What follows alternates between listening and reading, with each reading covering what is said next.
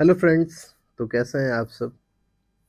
आज मैं स्टार्ट करने जा रहा हूँ नीट 2025 के जो बायोलॉजी के क्वेश्चंस थे, स्पेशली उसमें जो बॉटनी का सेक्शन था। लगभग 51 क्वेश्चन बॉटनी से पूछे गए थे, 51 से 52 क्वेश्चंस बॉटनी के सेक्शन से, और उन क्वेश्चंस को मैं आपके सामने डील करने जा रहा हूँ। हमारी कोशिश ये रहेगी कि हम क्वेश्चंस को थोड़ा सा कंसेप्चुअली समझने की कोशिश करें कि आखिर एग्जामिनर क्वेश्चन किस सेक्शन से पूछता है, कुछ क्वेश्चंस को वो कैसे आसान बनाता है, किसी को अगर थोड़ा टफ बनाता है तो कैसे। तो मैं एक बार में एक क्वेश्चन आपके सामने लेकर के आ रहा हूँ। So let's start.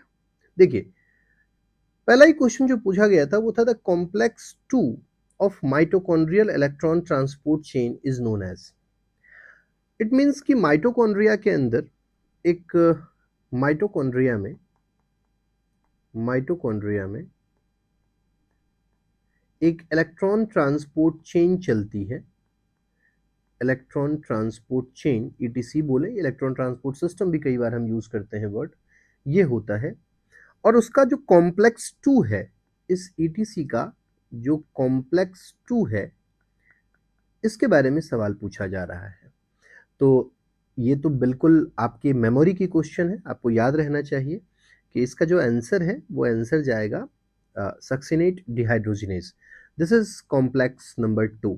Okay, so और बाकी जो चीज़ें होती हैं उसको भी हम लोग आगे डिस्कस करते हैं, बाकी भी ऑप्शंस को। लेकिन आखिर होता क्या है, what is electron transport system, तो हम बेसिक्स में बात करते हैं आपके सामने। चलिए थोड़ा सा कॉन्सेप्चुअली समझते हैं। जैसे आप देख पा रहे होंगे कि यहाँ पे हम जब रेस्पिरेशन परफॉर्म करते हैं तो हमारा जो मोस्ट फेवर्ड रेस्पिरेटरी सबस्ट्रेट होता है वो होता है ग्लूकोज, और हमें पता है कि ग्लूकोज और फ्रक्टोज को मिला के सुक्रोज बनता है। तो जब हम रेस्पिरेशन परफॉर्म करते हैं तो जितनी भी एनर्जी होती है हमारी ग्लूकोज में, उसे हम एक बार में एक्सट्रैक्ट नहीं करते हैं, हम उस एनर्जी को पार्शियली एक्सट्रैक्ट करते हैं। हम एक बार में ग्लूकोज से सारी एनर्जी को एक्सट्रैक्ट नहीं करते हैं।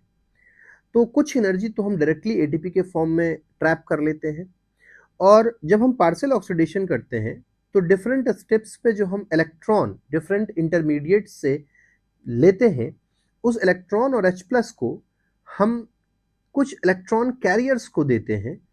Those are known as reduced electron carriers like NADH and FADH2.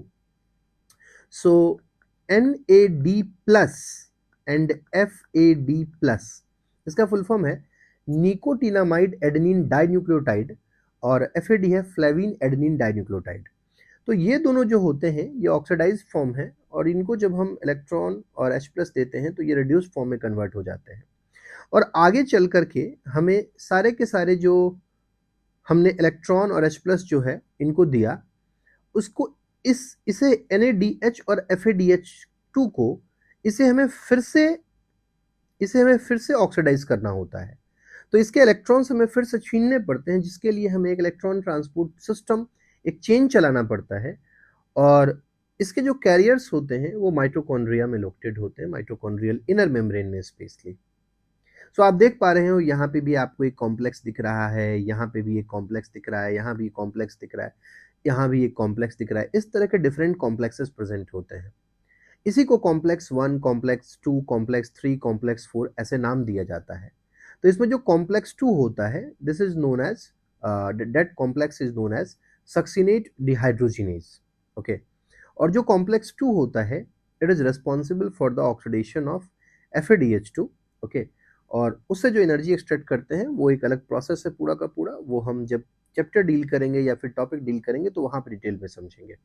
तो यहाँ पे बिल्कुल क्वेश्चन डायरेक्टली ये सिंपली पूछा गया था कि आपके पास में जो माइटोकॉन्ड्रिया है उसके अंदर जो इलेक्ट्रॉन ट्रांसपोर्ट चेन चलता है उसमें कई तरह के कॉम्प्लेक्सेस हैं। तो उसमें जो मेन कॉम्प्लेक्स हमारा है complex 2, which is succinate dehydrogenase. इसी तरीके से जो NADH डिहाइड्रोजिनेज होता है ये हमारा कॉम्प्लेक्स नंबर 1 हो जाता है। साइटोक्रोम BC1 जो होता है ये कॉम्प्लेक्स नंबर 3 होता है, एंड साइटोक्रोम C ऑक्सीडेज जो होता है हमारा ये कॉम्प्लेक्स नंबर 4 होता है। तो एक सिंपल क्वेश्चन था कि what is complex number 2 which is succinate dehydrogenase. Thank you.